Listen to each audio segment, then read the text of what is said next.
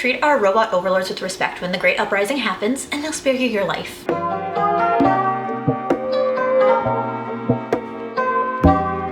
Hey besties, and welcome back to another Sustainability Sunday, where on Sundays I teach you how to live life a little bit more sustainably without hugely changing your lifestyle or breaking the bank. 2 things to know about me. I have ADHD, and because of that, I'm lazy. When my executive function is working, I'm gonna put all my effort into the things that I can. Meaning I don't have a lot of energy and effort to put into things that aren't the top priority. As much as sustainability means to me, having an apartment that runs has to be top priority. So there are some really simple lazy girl hacks that I do to live more sustainably. Wait, before we get into it. I have found out recently that the vast majority of people that watch my content are actually not subscribed to me. So if you want to go ahead and hit the subscribe button, I'm trying to make it to 10K subscribers by the end of the year. So if you want to help me get a Christmas miracle, I would appreciate it way more than you know. Thank you so much. Make sure that you're subscribed and let's get into it. And I swear I say this in every single video and I know you're already rolling your eyes. Reuse everything. I've shown y'all 1,000,005 times about all the things that I reuse jars for. I reuse containers as much as I can. That, I feel like, is the simplest lazy girl hack. I use mason jars for my powder drink mixes. I use minced garlic jars to hold my glass straws.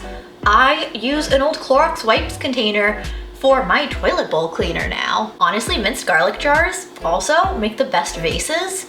I just have a cat that likes to try to destroy anything that's glass, but they make really good vases. And keep in mind, reusing doesn't mean exactly as it is. You can paint them, you can decoupage them. You can literally take a minced garlic jar, because that's what I go through more than anything else in my home, and you can spray paint it. I still have some vases from wedding decor that, let me show you. These were plain glass round vases that we decoupaged with napkins. You can do this to your jars to save them. If the thing that was in it doesn't hold on to odors, because I will say the garlic jars, the lids, hold on to the garlic odors. But if they don't hold on to odors, you can use it for other food storage. This jar used to be, it's called caviar.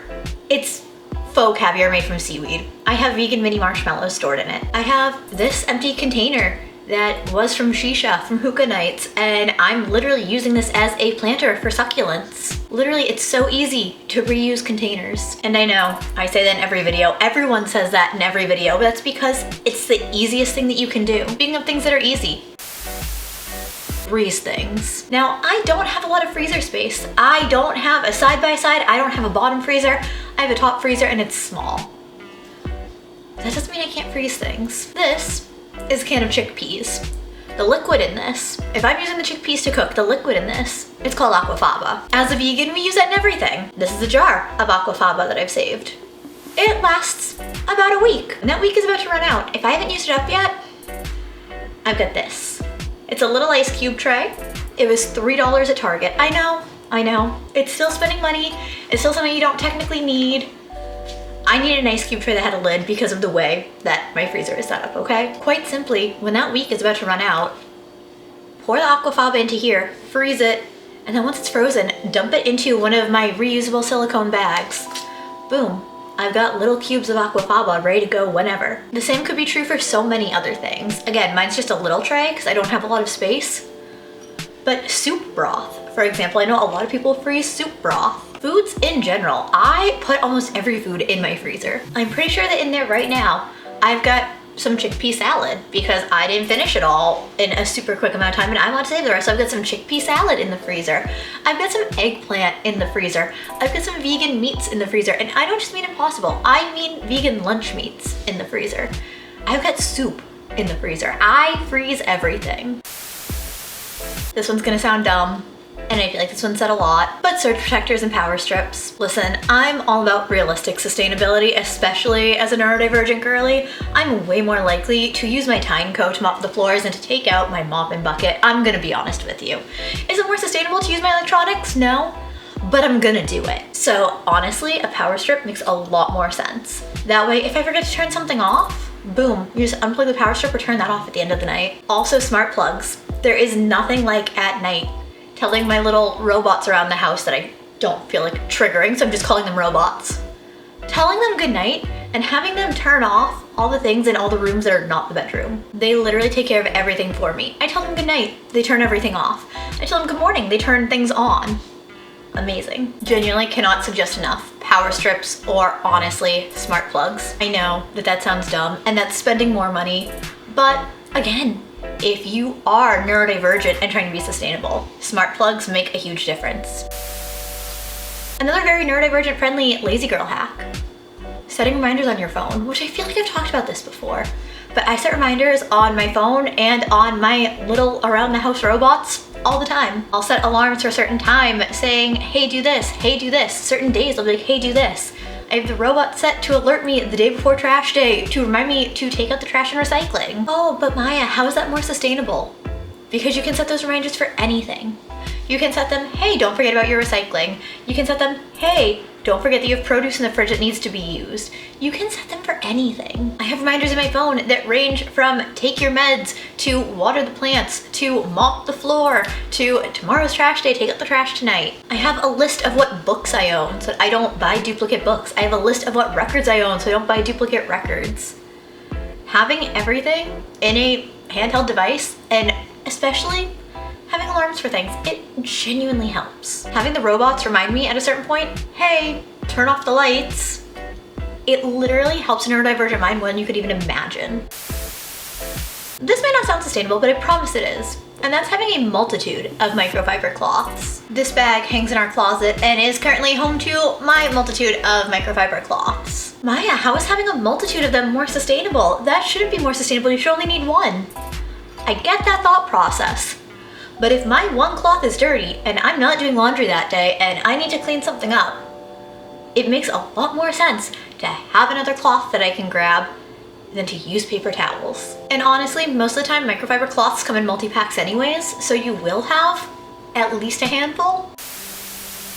I know that everyone preaches use what you have, but think outside the box when you use what you have. This, for example, I was given this for free from my landlord. She got a set of them and they're supposed to be shower shelves. They're supposed to have little suction cups and they go in your shower. I saw this and I thought, this would be perfect to hold my mail. So that's what it is now. Yes, it's wire. In theory, the mail could fall right through the bottom. So I got a little plastic Dollar Tree cutting board and I cut that to go in the bottom and boom, no mail falls through and it fits perfect. But this is a prime example of thinking outside of the box with things that you already have.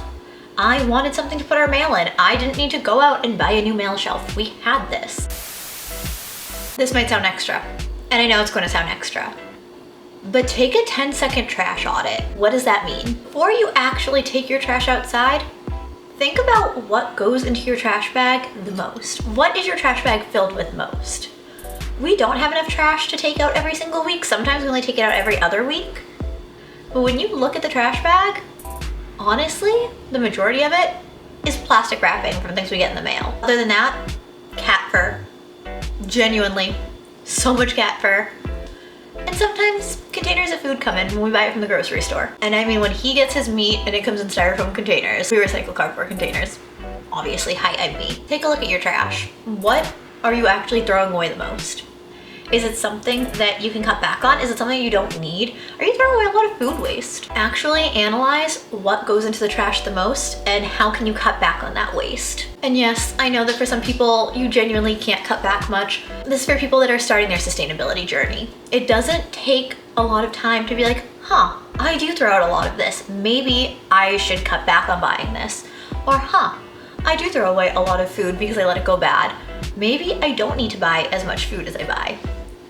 It's simply just readdressing your habits. On that note, either the day before trash day or the day of trash day, depending on if you take your trash out the night before or if you take it out in the morning. Do a mini declutter. And when I say mini, I mean mini. Choose one thing to declutter. Be it looking through your fridge, not even decluttering your entire fridge, but just condiments. Just your produce drawer if the food has gotten bad. If it's going through one shelf of your pantry, even if it's just going through your email inbox. If it's going through your closet, or if it's just going through a section of your closet, say that you want to go through your old PJs, t-shirts, jeans. Declutter is one small section. I know that doesn't work for a lot of people, but With me at least, I've noticed that if I say I'm going to declutter one small section, I can't stop until everything's done. So I'll start with the small section, then I'll keep going. And so I currently have a giant box of clothes meant to be donated, but has not been taken out of the house yet, so it's just taken up a lot of space by my back door. Even if you only do the one small section each week, that adds up.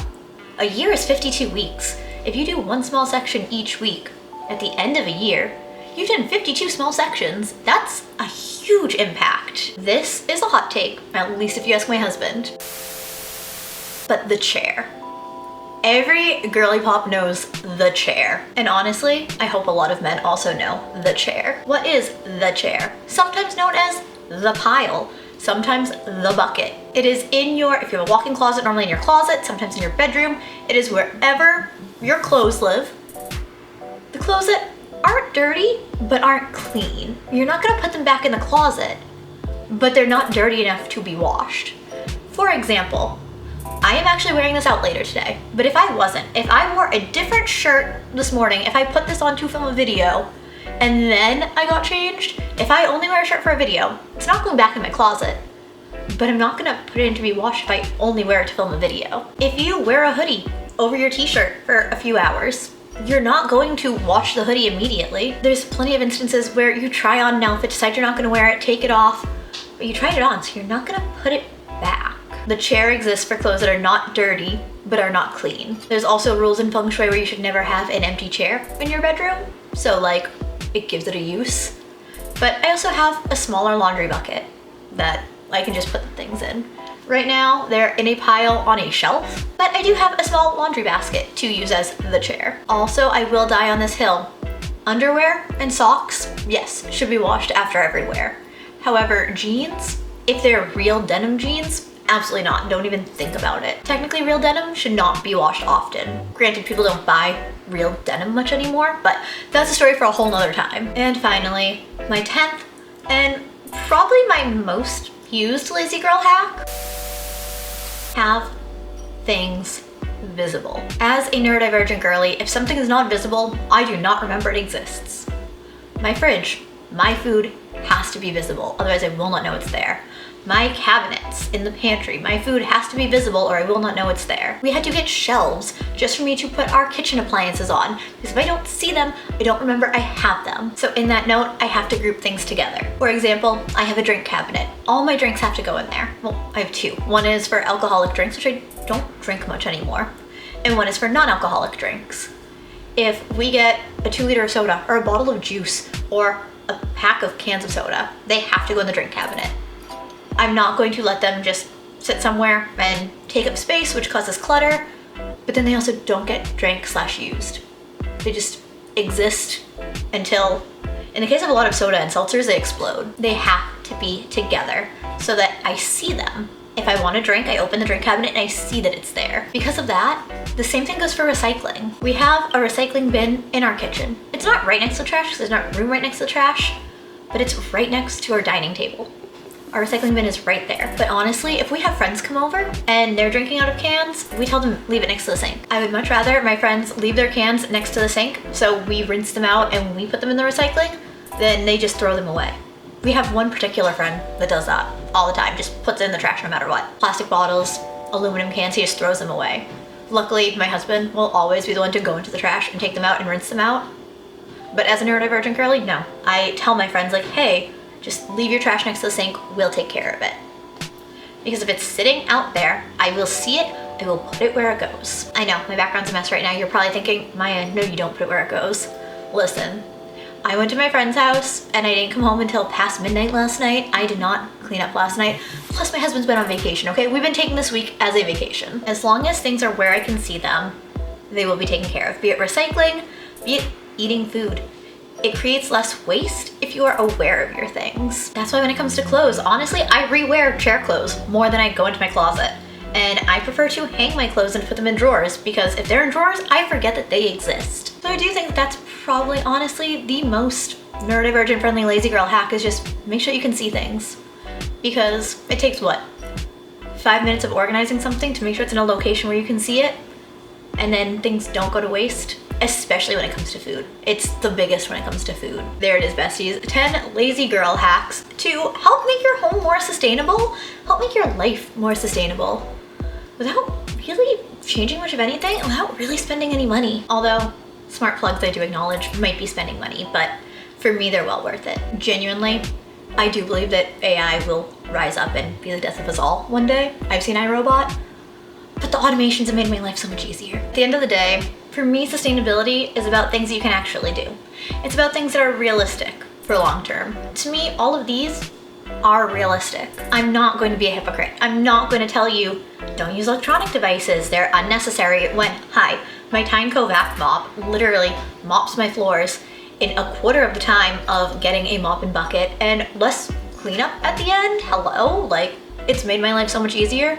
And as a neurodivergent girly, I need that. I would never tell you not to do that. If it makes your life easier, by all means, that's what this is here for. But we wanna try to at least save the world for the next generation a little bit, or at least for the rest of our generation. Or even if not save the world, at least don't add to its destruction. If the sustainability isn't easy to do, it's not actually sustainable.